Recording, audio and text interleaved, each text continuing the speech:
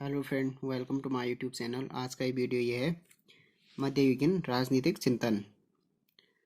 राजनीतिक चिंतन की दृष्टि से मध्ययुग को अंधयुग डार्क एजेस कहा जाता है। लॉर्ड ब्राइस के शब्दों में मध्ययुग रूप आवश्यक रूप से अराजनीतिक था। तो ये मध्ययुग को राजनीतिक दृष्टि से अंधयुग मतलब डार्क एज कहा जाता है। लॉर्ड ब्राइस के शब्दों में मध्ययुग आवश्यक रूप से राजनीतिक था।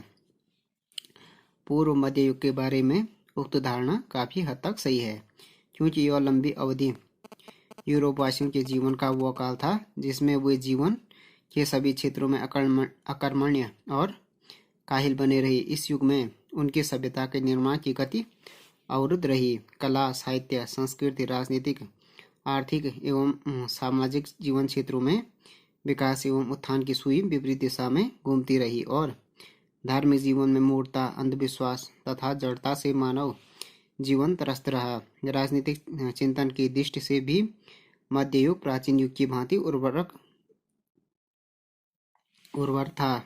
था। ये क्या था? राजनीतिक चिंतन की दृष्टि से भी मध्य युग क्या नहीं था?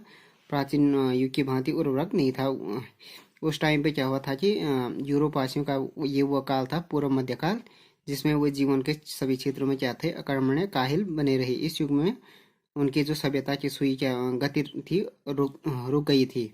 कला, साहित्य, संस्कृति और आर्थिक सामाजिक जीवन क्षेत्र में क्या वो पीछे चले गए। धार्मिक जीवन में मूर्खता हो गया, चाहे अंधविश्वास हो गया, जड़ था, मानव जीवन त्रस्त रहा। राजनीतिक चिंतन की दृष्टि में भी क्या हुआ कि मध्य युग प्राचीन युग की भांति उर्वरक नहीं था। समस्त चिंतन चर्च और धर्म के इर्द गिर्द घूमता रहा ये मध्य युग में।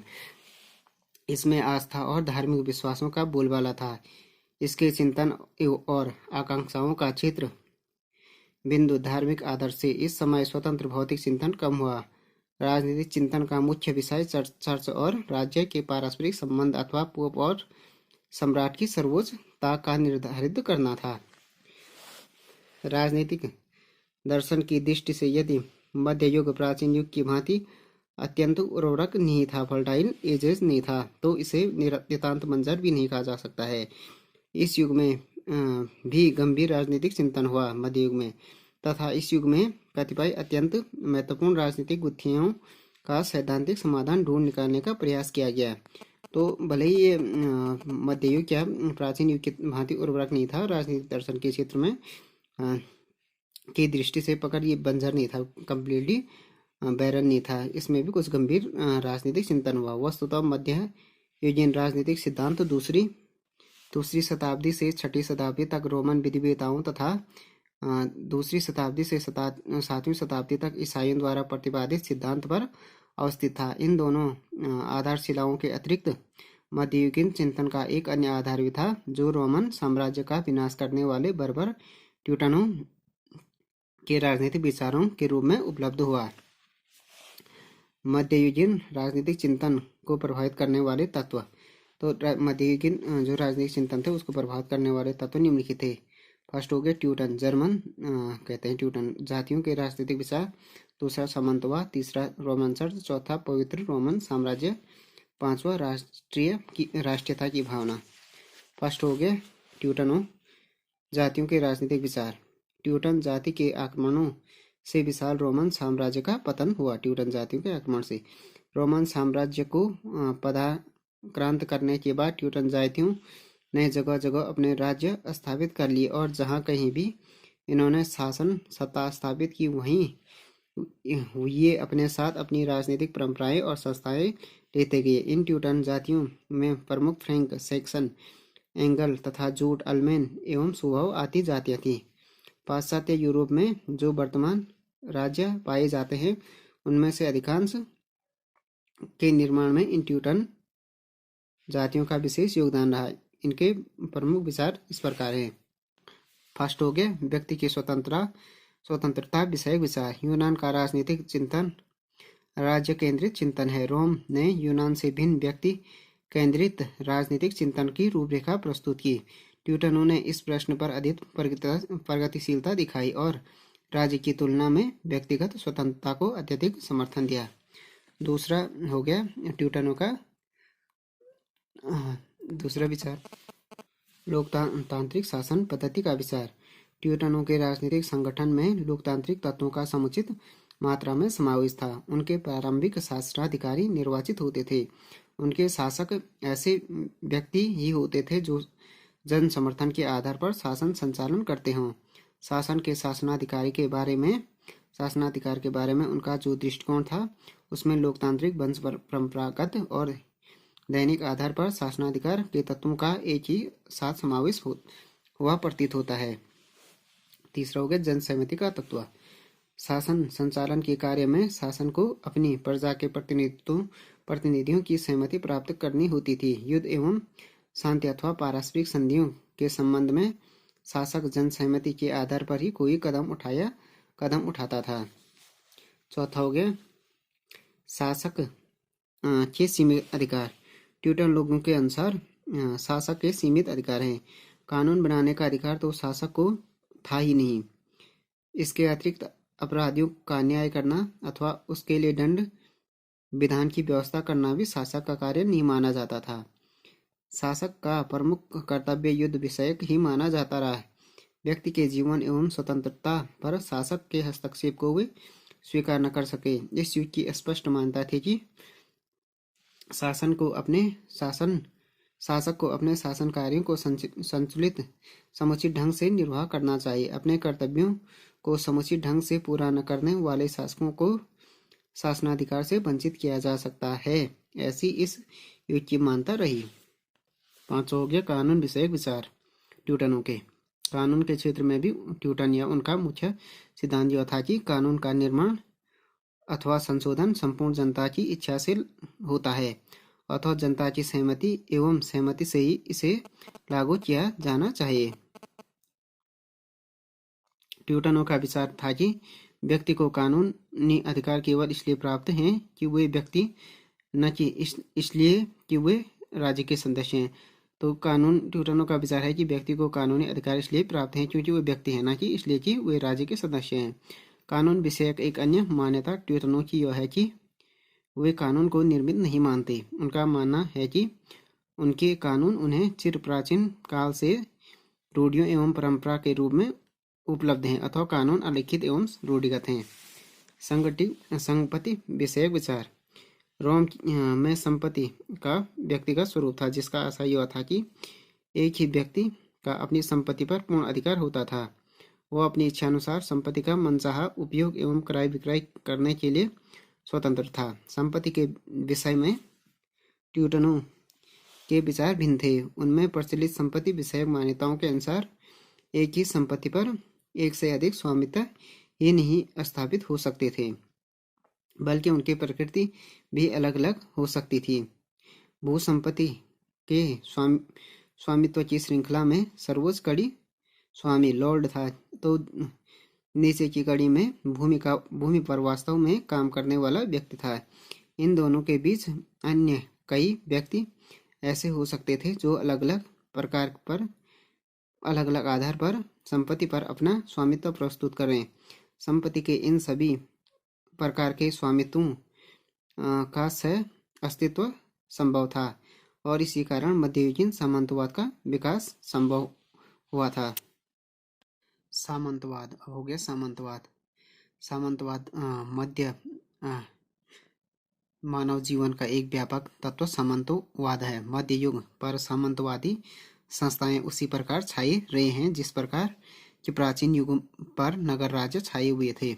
यदि सामंतवाद को मध्ययुगीन सभ्यता का आधार स्तंभ कहा जाए तो अनुपयुक्त न होगा। सामंतवाद व्यक्तिगत संबंधों, भूस्वामित्व, सैनिक संगठन, न्याय व्यवस्था एवं राजनीतिक व्यवस्था की एक पद्धति है। रोमन साम्राज्य के अवसान के दिनों में 9वीं से 13वीं शताब्दी भिन्न भिन्न प्रांतों के शासकों ने अपने अपने स्वतंत्र राज्य स्थापित कर लिए, जो आगे चलकर सामंतिक राज्यों में परिवर्तित हो गए। प्रांतीय शासक सामंती सरदार बन बैठे। अपनी शक्ति को संगठित करने के लिए उन्होंने अपने राज्य के छोटे छोटे भाग करके उन्हें अपने विश्वासपात्र सैनिकों और सरदारों को सौंप दिए। उन्हें भूमि पर पूर्ण अधिकार दे दिया। केवल शर्त ये थी कि विपत्ति के समय वे अपने शासक सामंत सरदार को धन जन से सहायता करेंगे। तो उन्होंने सामंतों ने क्या किया कि छोटे छोटे सामंतों या प्रांतीय सामंतों को अपने विश्वासपात्र सैनिकों और सरदारों को राज्य के छोटे छोटे भाग सौंप देंगे।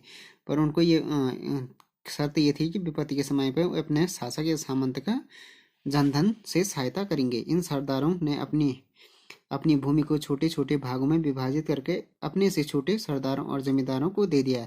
इन जमींदारों ने अपनी भूमि किसानों को दे दी और किसानों ने दासों से भूमि जोतने व बोने का कार्य लिया। इस प्रकार राज्य सामंती सरदारों से लेकर दासों तक भिन्न भिन्न भागों में विभाजित हो गया। नीचे से ऊपर की ओर एक पिरामिडकार संगठन बन गया, जिसके शीर्ष पर राजा और सबसे नीचे भूदास सर्प होते थे। सामंतवाद के निम्नलिखित आवश्यक तत्व। एक हो गया अनुबंधता। सामंतवाद के जो आवश्यक तत्व हैं ये हैं अनुबंधता। सामंतवाद का प्रमुख एवं अनिवार्य तत्व है व्यक्तिगत अनुबंधता। इसमें स्वामी और अधीनस्थ आदमी के मध्य समझौता हो जाता है। अधीनस्थ आदमी अपनी सुरक्षा के लिए स्वामी की वश्यता को स्वीकारता है और बदले में स्वामी से अपनी रक्षा की आशा करता है। दूसरा हो गया भूस्वामी। सामंतवाद का आवश्यक तत्व भू संपत्ति। मध्ययुगीन सामंतवाद का एक दूसरा अनिवार्य तत्व है। स्वामी अपने अधीनस्थ की सेवा के बदले में भूमि देता है, जिससे उसे भूमि पर निवास करने वाले लोगों पर भी अनेक प्रकार के अधिकार उपलब्ध होते थे। अपनी भूमि में निवास करने वाले लोगों से वह अनेक सेवाएं तथा लाभ बेकार आदि प्राप्त करने का अधिकार हो जाता था। तीसरा हो गया आसामी एवं स्वामी के पारस्परिक संबंध। सामंतवाद के अंतर्गत स्वामी तथा आसामी वैसल्स प्लस जो भू सामंत हैं ये पारस्परिक संबंध आपसी समझौतों पर आधारित था। आधिपत्य न होकर समझौता सामंतवाद का सार था। इस प्रथा के अंतर्गत आसामी को स्वामी से एक ओर तो भू संपत्ति प्राप्त होती थी, दूसरी ओर समुचित संरक्षण। स्वामी की सैनिक के रूप में सेवा करना आसामी का पुनीत कर्तव्य माना जाता था। सैनिक सेवाएं, सैनिक रक्षा ही वह मूलाधार था जिस पर सामंतवाद का प्रसार टिका था। आसामी को स्वामी के प्रति स्वामी भक्त एवं आज्ञाकारिता का परिचय देना आवश्यक था। राजनीतिक दृष्टि से सामंतवाद से कतिपय महत्वपूर्ण विचारकण उपजे। यहाँ शासन सत्ता का केंद्रीकरण होकर विकेंद्रीकरण था। सामंतवाद ने निरंकुश शासनाधिकार का समर्थन न करके सीमित एवं सुनिश्चित शासनाधिकार को मान्यता प्रदान की। इस युग में कानून का निर्माण किसी शासन सत्ता के द्वारा किए जाने की कल्पना भी नहीं की जा सकती थी। रूढ़ियां ही इस युग में कानून के रूप में सामान्य मान्यता प्राप्त किए हुए थी। सत्ता के औचित्य का आधार न्याय को मानते हुए इस युग ने कानून की सर्वोच्चता का प्रतिपादन किया। अब हो गया सामंतवाद की बात हो गया रोमन चर्च। मध्ययुगीन राजनीतिक चिंतन पर सबसे गहरा प्रभाव रोमन चर्च का पड़ा। रोमन साम्राज्य के पतन के पश्चात धीरे धीरे रोम चर्च पश्चिम यूरोप के समस्त चर्च संगठनों का सिरमौर बन गया और इस चर्च के प्रधान पोप को पश्चिमी ईसाई संसार के सर्वोच्च धर्म नेता के रूप में मान्यता प्राप्त हुई। रोम चर्च की शक्ति में वृद्धि के अनेक कारण थे। फर्स्ट हो गया चर्च से बहिष्कृत करने का अधिकार। पोप को किसी भी अवांछित व्यक्ति को जो उसकी सत्ता को चुनौती देने का साहस करता चर्च से बहिष्कृत करने का अधिकार था। दूसरा हो गया निषेधाज्ञा। पोप को निषेधाज्ञा जारी करने का अधिकार था। ऐसी आज्ञा जारी होने पर एक प्रदेश में चर्च द्वारा अपने सारे धार्मिक कार्य बंद कर दिए जाते थे। फलस्वरूप उस प्रदेश में ईसाई धर्म के अनुसार किसी प्रकार के जन्म, मरण और विवाह संस्कार संपन्न नहीं हो सकते थे। इस तरह उस प्रदेश के लोगों का धार्मिक दृष्टि से संकटग्रस्त हो जाता था और उनकी मुक्ति के द्वार बंद हो जाते थे।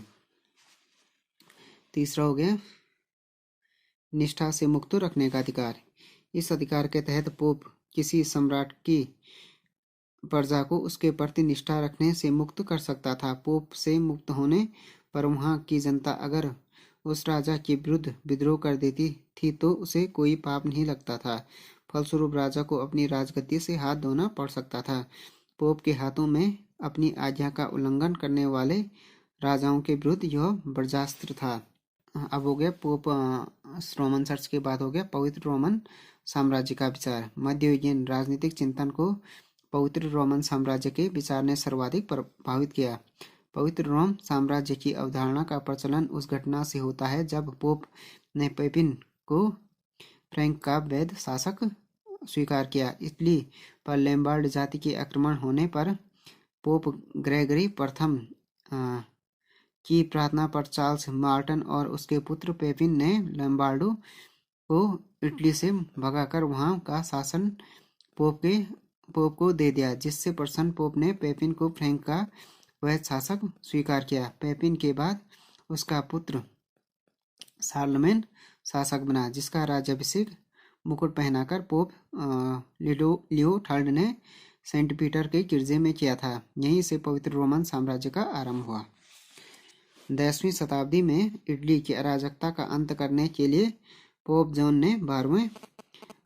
12वें ने ओटो प्रथम को निमंत्रित किया और उसे पवित्र रोमन सम्राट बनने का प्रलोभन दिया। उसने इटली पर आक्रमण करके रोम एवं सेबाइन प्रदेश को छोड़कर शेष इटली को अपने साम्राज्य में मिला दिया। 1962 में पोप जॉन 12वें ने उसका पवित्र रोमन सम्राट के रूप में अभिषेक किया। यहीं से पवित्र रोमन साम्राज्य का वास्तविक सूत्रपात हुआ। यहीं से यह धारणा प्रचलित हुई कि सम्राटों तथा पवित्र चर्च में घनिष्ठ संबंध रहना चाहिए। पोप यह मानने लगा कि कोई व्यक्ति उनसे अभिषेक कराए बिना रोमन सम्राट नहीं बन सकता।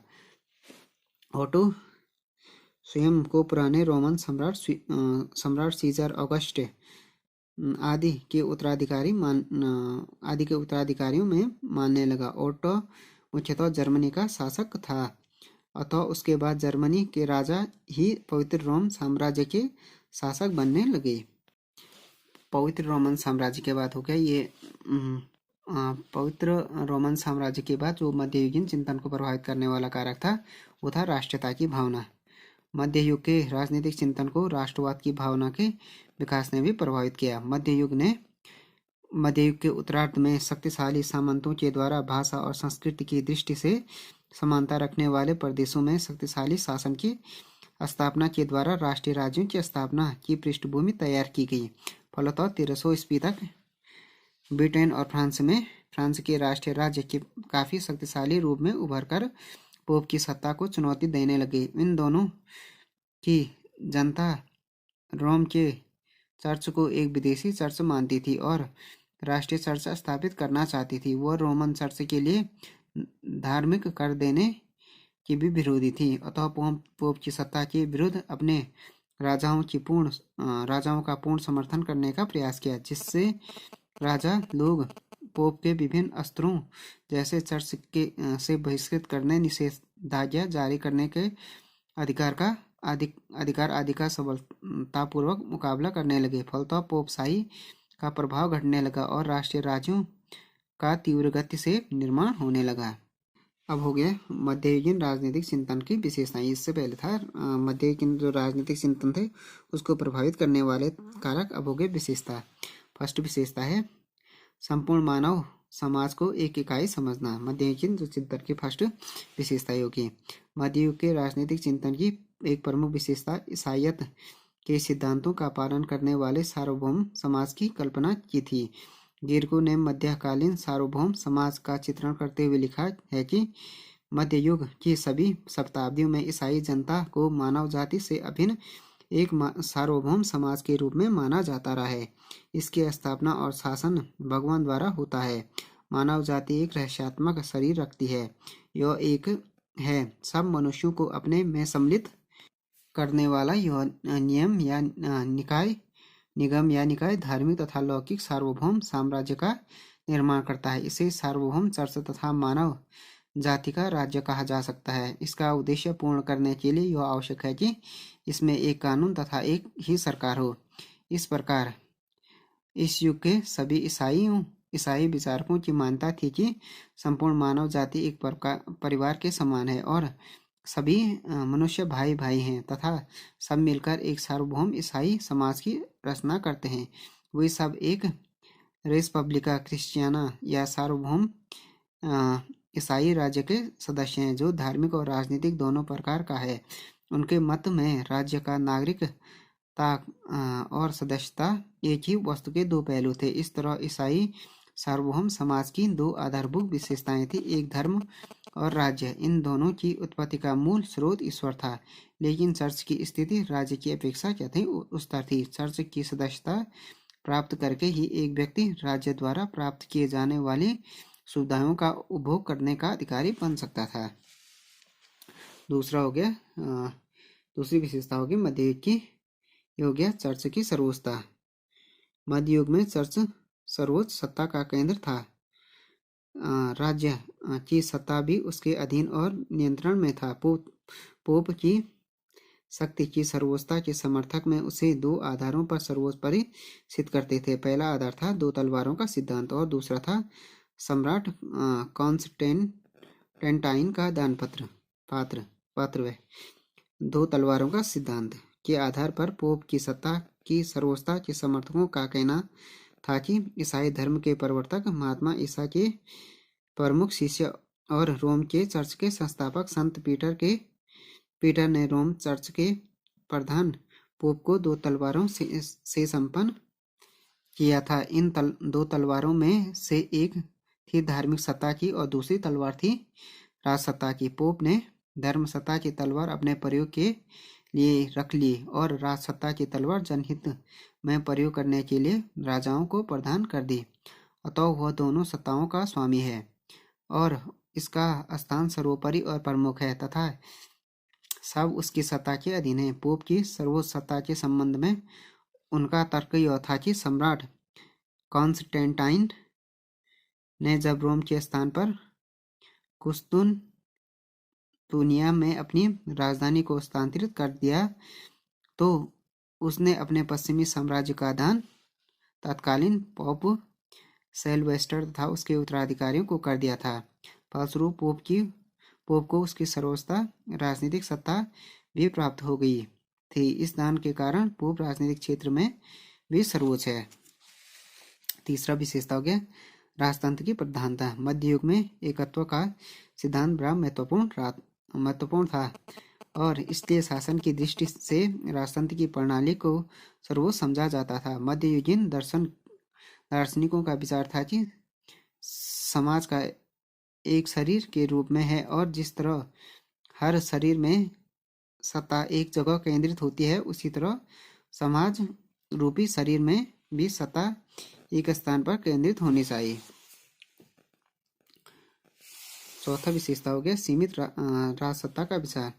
ईश्वर का प्रतिनिधि माना जाने के बावजूद शासक की सत्ता निरंकुश न थी। उस पर पहली मर्यादा राजा द्वारा राज्याभिषेक के समय ली जाने वाली प्रतिज्ञा थी। दूसरी मर्यादा यह मानता थी कि राजा को कानून बनाने का अधिकार प्राप्त नहीं है, उसे सिर्फ उनकी घोषणा करने का अधिकार है। वह समाज द्वारा रीति रिवाजों के रूप में निर्मित कानून का उल्लंघन नहीं कर सकता था।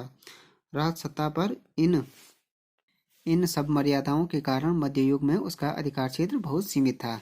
पांचवा विशेषता हो गई प्रतिनिधियात्मक रिप्रेजेंटेटिव शासन का सिद्धांत। मध्ययुगीन राजनीतिक चिंतन का प्रभाव यद्यपि राजतंत्र के समर्थन की ओर था, किंतु उसमें प्रतिनिधियात्मक शासन प्रणाली के बीच भी विद्यमान थे। धार्मिक और राजनीतिक दोनों ही क्षेत्रों में वे उपलब्ध थे। धार्मिक क्षेत्र में यद्यपि पोप सर्वोच्च था, किंतु वह निरंकुश नहीं था। उसकी सत्ता पर दो प्रकार के प्रतिबंध थे। पहला प्रतिबंध पोप के निर्वाचन के संबंध में था।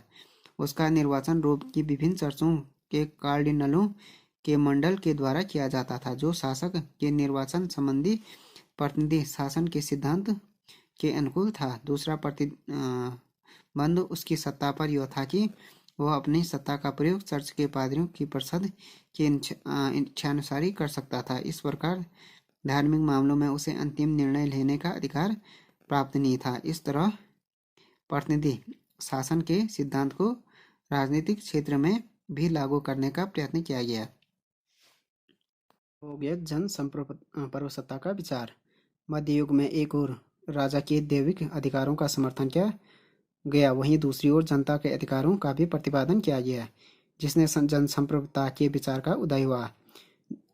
इसके आधार पर यह प्रतिपादित किया गया कि राज्य सिंहासन पर आरूढ़ होने का अधिकार दिव्य होने पर भी राजा को अंततः शक्ति जनता से प्राप्त होती है, अतः राजा को सामाजिक मर्यादाओं का उल्लंघन करने का अधिकार प्राप्त नहीं है। मार्सिलियो और निकोलस दोनों ने जन प्रभुसत्ता के इस सिद्धांत का समर्थन किया। मार्सिलियो का कथन था कि राजा को जनता के निर्देशों के अनुसार कार्य करना चाहिए, प्रतिनिधि सभा का सम्मान करना चाहिए और निर्णयों का कानून के समान पालन करना चाहिए। अब हो गया अंत में राज दर्शन को मध्य युग की देन। मध्य युग की क्या देन रही राजनीतिक दर्शन या राज दर्शन को? यह सच है कि इस युग में एकताबद्ध और सुसंगठित राजनीतिक चिंतन का अभाव था, परंतु वह पूर्णतः नष्ट हो गया ऐसी बात नहीं थी। इस युग में भी कतिपय ऐसे राजनीतिक सिद्धांतों का प्रतिपादन हुआ जिनकी वजह से धर्म में सुधार हुआ, दास प्रथा को समाप्त किया और अनेक राजनीतिक संस्थाओं का विकास हुआ, जिन्होंने आधुनिक युग के राजनीतिक चिंतन एवं शासन व्यवस्था पर गहरा प्रभाव डाला। राजनीतिक चिंतन की दृष्टि से मध्य युग का योगदान इस प्रकार है। फर्स्ट योगदान है विश्ववाद। मध्य युग में विश्ववाद की अवधारणा को बल मिला, प्रोत्साहित किया गया। ईसाई धर्म की मानवीय समानता, एकता एवं विश्व बंधुत्व की मान्यता के आधार पर संपूर्ण ईसाई जगत को एक सार्वभौम ईसाई समाज के रूप में माना जाता था। ईसाई विचारकों की कल्पना थी कि सारी मानव जाति एक बिरादरी है और सब मनुष्य परस्पर भाई भाई हैं। दूसरा है गया जन प्रभुसत्ता का विचार। मध्य युग में रोमन इम्पीरियम की धारणा, जो प्रभुसत्ता की धारणा जन प्रभुसत्ता की धारणा थी, प्रचलित रही, जिसके अनुसार यह माना जाता था कि सम्राट की शक्ति का स्रोत जनता है, उसे अपने अधिकार जनसाधारण से प्राप्त होते हैं। इस धारणा का संत टॉमस एक्विनास, मार्सिलियो आदि द्वारा समर्थन किया गया। तीसरा हो गया प्रतिनिधियात्मक शासन की धारणा। मध्य युग के उत्तरार्ध में परिषदीय आंदोलन के उत्थान के साथ प्रतिनिधियात्मक शासन की अवधारणा ने जोड़ पकड़ा, जिसे मार्सिलियो और विलियम ऑफ ओकम जैसे विचारकों ने पुरजोर समर्थन दिया। पांचवा हो गया सीमित राजतंत्र का योगदान था। मध्ययुगीन दार्शनिकों का विचार था कि सावयवी सत्ता का एक केंद्र होता है। चूंकि समाज एक सावयव है, अतः अवश्य ही इस सत्ता का केंद्र होना चाहिए। इस सिद्धांत के आधार पर जहां कतिपय विचारकों ने सत्ता का केंद्रीकरण पोप के हाथों में सौंपा, वहां दूसरों ने राज्य की सत्ता के केंद्रीकरण का समर्थन किया। सत्ता के केंद्रीकरण पर विचारकों के जो भी विचार हों, वस्तुस्थिति यही थी कि उस समय प्रवृत्ति राजतंत्रात्मक सरकार की थी, किंतु सत्ता निरंकुश नहीं थी। उस पर अनेक प्रकार के प्रतिबंध थे। राजा ईश्वर के विधि के अधीन था। वह परंपराओं और राजनीतिक रीति रिवाजों का उल्लंघन नहीं कर सकता था। तो फ्रेंड्स, ये हो गया मध्यकालीन राजनीतिक चिंतन के बारे में हो गया video. Thanks for watching this video. If you like this video, please subscribe my channel and like, share and comment on this video.